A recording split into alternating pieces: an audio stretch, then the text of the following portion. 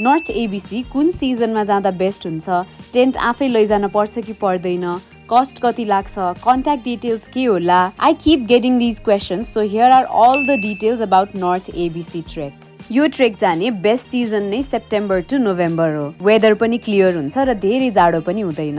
अहिले टेन्ट आफैले बोकेर जानु पर्दैन, अकोमोडेसन र फुडको फेसिलिटिजहरू छ तर एकदमै लिमिटेड छ। त्यही भएर प्री बुकिङ गरेर मात्रै जानु होला। अनि बुकिङको लागि चाहिँ कता कन्ट्याक्ट गर्ने त? Here are all the details. फर्स्टमा you will have to reach Beni, त्यसपछि बेनीबाट हुमखोला जानको लागि जीप बुक गर्नुपर्ने हुन्छ। सो जीपको टोटल कस्ट अराउन्ड 8 to 10,000 पर्न जान्छ।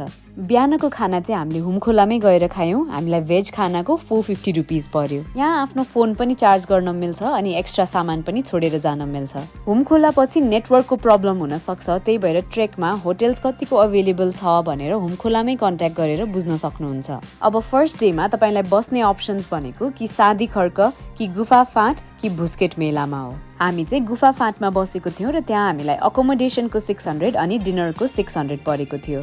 त्यसपछि सेकेन्ड डेमा बस्ने भनेको पञ्चकुण्डको होटेलमा हो, तर हामी जाँदा नेटवर्क नै लाग्दैन थियो, त्यही भएर बुकिङ नगरी गएको थियौँ। त्यहाँ चाहिँ हामीलाई टेन्टको 800 पर पर्सन अनि खाना पनि 800 नै परेको थियो। त्यसपछि थर्ड डेमा नर्थ एबिसी बेस क्याम्प गएर सिधै तातो पानी आएर बस्न सकिन्छ, तर त्यसको लागि हुमखोलाबाट तातो पानीसम्म फेरि जीप बुक गर्नुपर्ने हुन्छ। त्यही भएर ग्रुपमा जाँदाखेरि चाहिँ आफूलाई जीपको कस्ट थोरै पर्न आउँछ।